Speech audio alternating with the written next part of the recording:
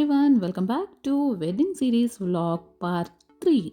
കല്യാണം കഴിഞ്ഞതിന് ശേഷം എൻ്റെ വീട്ടിലേക്കാണ് വരുന്നതെന്ന് ഞാൻ പാർട്ട് 2 വ്ളോഗിൽ പറഞ്ഞിട്ടുണ്ടായിരുന്നു. എൻ്റെ വീട്ടിലേക്ക് വന്നതുകൊണ്ട് തന്നെ അപ്പോൾ എൻ്റെ സൈഡിലുള്ള ആചാരം തന്നെ ഫോളോ ചെയ്യാമെന്ന് ഞങ്ങൾ കരുതി. എൻ്റെ അമ്മേനെ എല്ലാവർക്കും എല്ലാ വീഡിയോസിലും കണ്ട് പരിചയം ഉണ്ടാവുമായിരിക്കും. എൻ്റെ അമ്മയാണത്. കാല് കഴുകി അരിയിട്ടിട്ട് വിളക്ക് കൊടുക്കുന്നതാണ് ഞങ്ങളുടെ ആചാരപ്രകാരം. പക്ഷേ അവരുടെ ആചാരപ്രകാരം എന്ന് പറഞ്ഞിട്ടുണ്ടെങ്കിൽ ആരതി ഒഴിയലും മറ്റേ നമ്മുടെ ഉഴിഞ്ഞിടുക എന്ന് പറയില്ല, അതുമാണ്. അപ്പം ആരതി ഒഴിയലൊന്നും ഇല്ലാത്തതുകൊണ്ട് ആദ്യം അവർ ഉഴിഞ്ഞിടുന്നതാണ്. പുള്ളിയുടെ വല്യമ്മയാണ് ചെയ്യുന്നത്. അത് കഴിഞ്ഞിട്ട് നേരെ ഞങ്ങളകത്ത് പോയി പൂജാമുറിയിൽ പ്രാർത്ഥിച്ചു. അത് കഴിഞ്ഞിട്ട് മധുരം കൊടുക്കൽ ചടങ്ങാണ്. ഈ മധുരം കൊടുക്കൽ ചടങ്ങ് അവരുടെ രീതിയിലല്ല, എൻ്റെ രീതിയിൽ മാത്രമേ ഉള്ളൂ. അപ്പോൾ അതന്നെ ഞങ്ങൾ കണ്ടിന്യൂ ചെയ്തു. ശരിക്കും പെണ്ണിൻ്റെ വീട്ടിലാണ് പിന്നെ നിൽക്കുക ഒരു 4-5 ദിവസത്തേക്ക്. അത് കഴിഞ്ഞിട്ടാണ് ചെറുക്കൻ്റെ വീട്ടിലേക്ക് പോവുക. ആ ദിവസങ്ങളിൽ പൂജയും കാര്യങ്ങളും ഒക്കെ ഉണ്ടാവും. പക്ഷേ ഞങ്ങൾക്ക് അവിടെ പൂജനെ പറ്റിയിട്ടൊന്നും വലിയ അറിവും കാര്യങ്ങളും ഒന്നും ഇല്ലാത്തത് കൊണ്ട് തന്നെ അന്ന് രാത്രി തന്നെ ഡിന്നർ കഴിച്ചതിന് ശേഷം ഞങ്ങൾ കർണാടകയിലേക്ക് പോയി. കർണാടകയിൽ ദാവൻഗിരി എന്നുള്ള സ്ഥലത്താണ് പുള്ളിയുടെ വീട്. അപ്പോൾ ഓവർനൈറ്റ് ജേണി ആയിരുന്നു. ഓൾമോസ്റ്റ് എനിക്ക് തോന്നുന്നു ഞങ്ങൾ നൈറ്റ് ഒരു 8 o'clock സ്റ്റാർട്ട് ചെയ്തിട്ടുണ്ടാവും. ഞങ്ങൾ പിറ്റേ ദിവസം ഉച്ചയായിട്ടുണ്ട് എത്തുന്ന ടൈമിൽ. ഒരു അറൗണ്ട് 1 or 2 o'clock ആയിട്ടുണ്ട് എത്തുന്ന സമയത്ത്. അറൗണ്ട് 15 to 16 hours ജേണി ആയിരുന്നു. അതുകൊണ്ട് തന്നെ പറഞ്ഞിട്ടുണ്ടെങ്കിൽ കല്യാണ സാരി ഇട്ടിട്ട് പുള്ളിയുടെ വീട് വരെ പോകാമെന്ന് പറഞ്ഞിട്ടുണ്ടെങ്കിൽ എന്നെ സംബന്ധിച്ചിടത്തോളം പ്രാക്ടിക്കലായിട്ടുള്ളൊരു കാര്യമില്ലായിരുന്നു. കാര്യം എന്ന് പറഞ്ഞിട്ടുണ്ടെങ്കിൽ ഞാനങ്ങനെ സാരി ഉടുക്കുന്ന ആളേ അല്ല, തീരെ കംഫർട്ടബിൾ അല്ല. പ്രത്യേകിച്ചും ട്രാവലറിലൊക്കെ ഇത്രയും ഹവേഴ്സ് പോകാമെന്ന് പറഞ്ഞിട്ടുണ്ടെങ്കിൽ. അതുകൊണ്ട് തന്നെ എൻ്റെ വീട്ടിൽ വന്നിട്ട് ഞാൻ ഡ്രസ്സ് ചേഞ്ച് ചെയ്തിട്ടാണ് ഞാൻ പുള്ളിയുടെ വീട്ടിലേക്ക് സ്റ്റാർട്ട് ചെയ്തത്. കല്യാണ സാരി ഇടാതൊക്കെ ഉള്ള വേറൊരു റീസണും കൂടെ ഉണ്ടെങ്കിൽ, കല്യാണം കഴിഞ്ഞിട്ട് ശരിക്കും ഇവർക്കൊരു പൂജയുണ്ട്, സത്യനാരായണ വ്രതം എന്ന് പറഞ്ഞിട്ട്. അപ്പോൾ ആ ഒരു പൂജയ്ക്കാണെങ്കിലും ഇതേ വെഡ്ഡിങ് ഡ്രസ്സിൽ തന്നെ വേണം രണ്ടുപേരും ഇരിക്കാൻ വേണ്ടിയിട്ട്. സൺഡേ ആയിരുന്നു കല്യാണം കഴിഞ്ഞത്. മൺഡേ ആഫ്റ്റർനൂണാണ് ഞങ്ങൾ എത്തിയത്. പിന്നെ ട്യൂസ്ഡേ ആയിരുന്നു പൂജ. പൂജ ഒരു 3 hours ഉണ്ടായിരുന്നു. പൂജ കഴിഞ്ഞപാട് റിസപ്ഷൻ ആയിരുന്നു. നമ്മൾ ആകെ കുറച്ച് പേരുള്ള, ആകെ ഒരു 40 members മാത്രമായിട്ടുള്ള വെഡ്ഡിങ് ആയിരുന്നു. അപ്പം അവരുടെ ഭാഗത്ത് നിന്ന് ആകെ ഒരു 20 ആയിരുന്നു, ഞങ്ങളുടെ ഭാഗത്ത് നിന്ന് 20. അങ്ങനെയായിട്ടാണ് വെഡ്ഡിങ് ഉണ്ടായിരുന്നത്. വെഡ്ഡിങ് സിമ്പിൾ ആയതുകൊണ്ട് തന്നെ പുള്ളിയുടെ വീട്ടിലായിരുന്നു റിസപ്ഷൻ ഗ്രാൻഡായിട്ട് വെച്ചിട്ടുണ്ടായിരുന്നത്. പിന്നെ ലിമിറ്റഡ് ആയിട്ടുള്ള അത്രയും ഒഴിച്ചുകൂടാൻ പറ്റാത്ത ആൾക്കാർ മാത്രമേ ഉള്ളൂ പുള്ളിയുടെ സൈഡിൽ നിന്ന് വന്നിട്ടുണ്ടായിരുന്നത്. 2 സൈഡിൽ നിന്ന് അങ്ങനെ തന്നെയായിരുന്നു. എൻ്റെ വീട്ടിലെത്തിയതിന് ശേഷം ചെറിയൊരു കേക്ക് കട്ടിങ് കൂടി ഉണ്ടായിരുന്നു. ഇതെൻ്റെ അമ്മായിയമ്മയാണ് കേട്ടോ. ഇനിയുള്ള വീഡിയോസിലാണെങ്കിലും എൻ്റെ അമ്മായിയമ്മേനെയാണെങ്കിലും എല്ലാവരും പുള്ളിയുടെ വീട്ടുകാരെ ആണെങ്കിലും ഒക്കെ കാണാൻ പറ്റും. അതിനുശേഷം ഞങ്ങൾ ഡിന്നറൊക്കെ കഴിച്ച് ദാവൻഗിരിയിലേക്ക് പുറപ്പെട്ടു. അതിൻ്റെ വീഡിയോസ് ഒന്നും എടുക്കാൻ വേണ്ടിയിട്ട് പറ്റിയിട്ടില്ല, കാരണം ഫുൾ ഹറിബറി ആയിപ്പോയി. ഞങ്ങളൊരു ആഫ്റ്റർനൂൺ ആയപ്പോഴേക്കും ദാവൻഗിരി എത്തി. ദാവൻഗിരിയിലെ മനോഹരമായ കാഴ്ചകളാണ് കാണുന്നത്. നമ്മൾ ടൗൺ ഏരിയയിലേക്കൊന്നല്ല പോകുന്നത്, നല്ല ഗ്രാമത്തിലേക്ക്, നല്ല പച്ചപ്പ് നിറഞ്ഞ സ്ഥലത്തേക്കാണ് പോകുന്നത്. നമ്മളിപ്പോൾ കാണുന്നത് തുംഗഭദ്ര റിവറാണ് കേട്ടോ. എന്ത് അടിപൊളിയല്ലേ. ഈ ഒരു വെഡ്ഡിങ് സീരീസിൻ്റെ പാർട്ട് 3 ഇടാൻ വേണ്ടി ഇത്ര ലേറ്റ് ആയതിൻ്റെ കാരണം സമയമില്ലാത്തതുകൊണ്ടാണ്. ഈ ഒരു വീഡിയോ എഡിറ്റ് ചെയ്ത് വെച്ചിട്ട് ഓൾമോസ്റ്റ് ഒരു 1 month ആയി, പക്ഷേ വോയിസ് ഓവർ ചെയ്തിട്ടില്ല. കല്യാണത്തിന് മുൻപുള്ള വീഡിയോസിലൊക്കെ എന്ന് പറഞ്ഞിട്ടുണ്ടെങ്കിൽ മടിയായിരുന്നു, വീഡിയോ എഡിറ്റ് ചെയ്യാനുള്ള മടിയായിരുന്നു. ഇപ്പോൾ ഇച്ചിരി സമയം കിട്ടിയിട്ടുണ്ടെങ്കിൽ ഏത് വീഡിയോ എടുക്കുക ഇങ്ങനെയാണ് ചിന്തിക്കുന്നതും ഒക്കെ. പക്ഷേ സമയമില്ലേ, എഡിറ്റ് ചെയ്യാമെന്ന് പറഞ്ഞിട്ടുണ്ടെങ്കിൽ സമയമില്ല. ഇപ്പം ജസ്റ്റ് മ്യൂസിക് കയറ്റി ഇടേണ്ട വീഡിയോ ആണെങ്കിൽ പെട്ടെന്ന് എഡിറ്റ് ചെയ്തിട്ട് ഞാൻ ഇടുന്നുണ്ട്, അത് ഫൈനാണ്. പക്ഷേ വോയിസ് ഓവർ ചെയ്യാൻ വേണ്ടിയിട്ട് സമയമില്ല. ഒന്നാമത് ഡെയിലി ഓഫീസിൽ പോകുന്ന ആൾക്കാരുടെ സ്ഥിതി നിങ്ങൾക്കറിയാമല്ലോ. ഞങ്ങൾ പുള്ളിയുടെ വീട്ടിലെത്തി. താഴെ കോലമൊക്കെ വരച്ചിട്ടുണ്ട്. ആദ്യം തന്നെ ഇവരുടെ ആചാരപ്രകാരം ഉഴിഞ്ഞിടുന്ന പരിപാടിയാണ്. അപ്പം കുടുംബത്തിലുള്ള മൂത്ത കാരണവത്തിയാണ് വന്നിട്ട് ആദ്യം ഉഴിഞ്ഞിടുക. അത് കഴിഞ്ഞിട്ടാണ് കാല് കഴുകിയിട്ട് അകത്തേക്ക് ആനയിക്കുക. നമ്മുടെ കേരളത്തിലുള്ള മാതിരി വിളക്ക് കൊടുത്ത് ആനയിക്കുന്ന പരിപാടിയില്ല. അതിന് പകരം പെങ്ങന്മാരാണ് ആരതി ഒഴിഞ്ഞിട്ട് അകത്തേക്ക് ആനയിക്കുക. പിന്നെ ഇവരുടെ രീതിയിൽ പറയണം, ഞാൻ ഇന്ന ആളുടെ കൂടെയാണ് വന്നത്, ഇന്ന ആളിനെ കല്യാണം കഴിച്ചിട്ടാണ് വന്നതെന്നൊക്കെ പറയണം. പക്ഷേ എനിക്ക് ഭാഷ പറയാൻ അറിയില്ല, കേട്ടാൽ മനസ്സിലാവാൻ മാത്രമേ ഉള്ളൂ. ഞാനതുകൊണ്ട് കുറേ തപ്പിത്തടഞ്ഞ് വിക്കിയിട്ടൊക്കെയാണ് പറയുന്നത്. അപ്പോൾ പറയുന്നതും ചോദിക്കുന്നതൊക്കെ കാണാം. ഞാനെല്ലാം കൂടെ വണ്ടർ അടിച്ചിട്ട് എല്ലാം കൂടെ തപ്പിത്തടഞ്ഞ് വിക്കിയൊക്കെ പറയുന്നുണ്ട്. അത് അടുത്തതായിട്ട് നിങ്ങൾക്ക് കേൾക്കാം കേട്ടോ.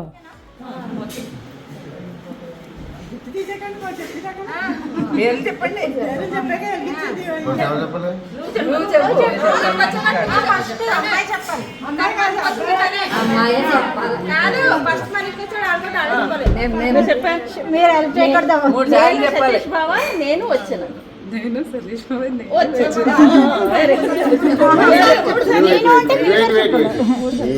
నేను కాదు మేము అనుష సతీష్ బాబుతో వచ్చాము. Start 1 more time. నేను సతీష్ బాబుతో వచ్చాను. నువ్వు చెప్పు.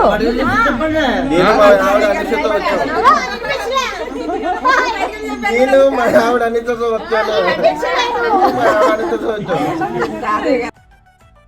ഈ ഒരു ചടങ്ങിന് ശേഷം ഞങ്ങൾ നേരെ പോയത് പൂജാമുറിയിലേക്കാണ്.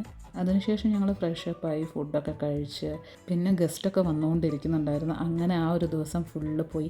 പിന്നെ പുള്ളിയുടെ വീടിന് ചുറ്റും എന്ന് പറഞ്ഞിട്ടുണ്ടെങ്കിൽ ഫുള്ള് കൃഷിസ്ഥലം കേട്ടോ.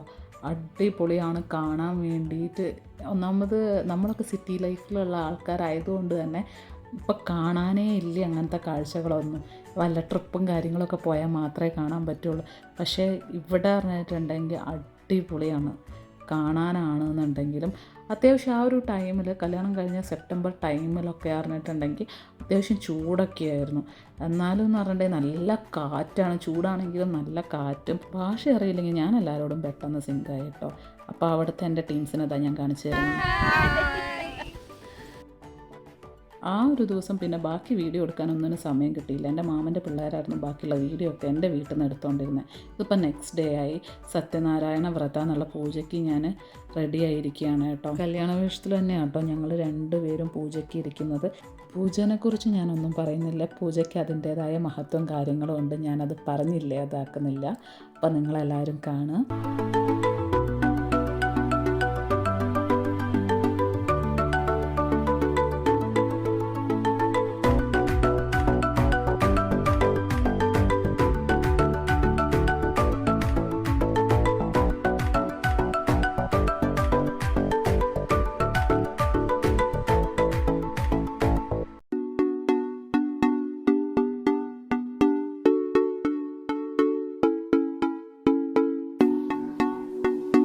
ഇത് പുള്ളിയുടെ അച്ചച്ചനാണ്. ഇവിടെ അവർ താത്തയ്യ എന്നാണ് പറയുന്നത്. പൂജയുടെ സ്റ്റാർട്ടിങ് തന്നെ അനുഗ്രഹം മേടിക്കുന്ന ചടങ്ങാട്ടോ ഇത്.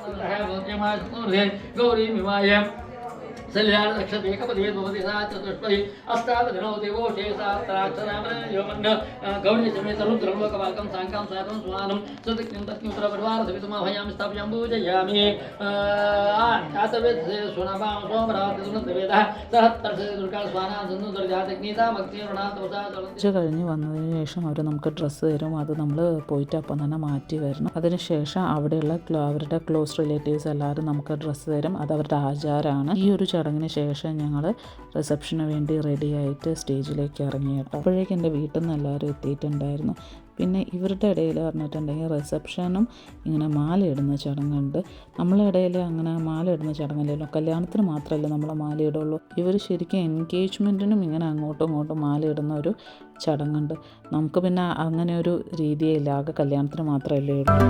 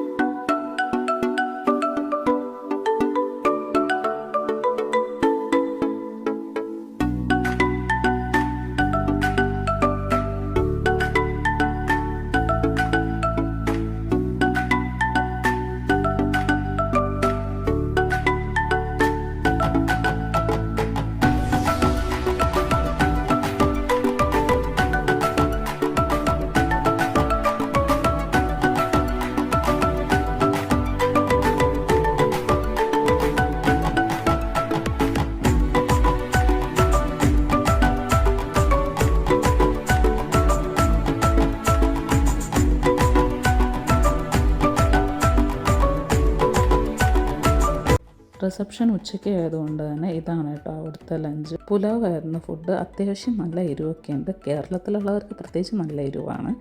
പക്ഷേ ഞാനിപ്പോൾ കർണാടക ഫുഡൊക്കെ കഴിച്ചിട്ട് എരിവ് അത്രയും പ്രശ്നമല്ല എനിക്ക്.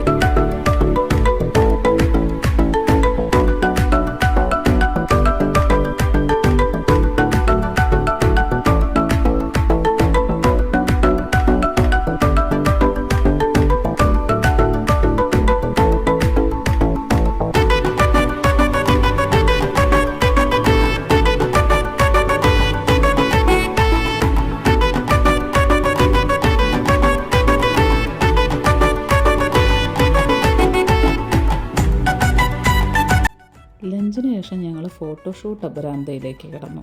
ഫോട്ടോഷൂട്ട് അപരാന്തയാണ് നിങ്ങൾ കാണുന്നത്. സത്യം പറഞ്ഞിട്ടുണ്ടെങ്കിൽ നമ്മൾ പിള്ളേരെയൊക്കെ വെക്കേഷന് കൊണ്ടുപോയില്ലേ നാട്ടും പുറത്തേക്ക്, ആ ഒരു ഫീലാണ്.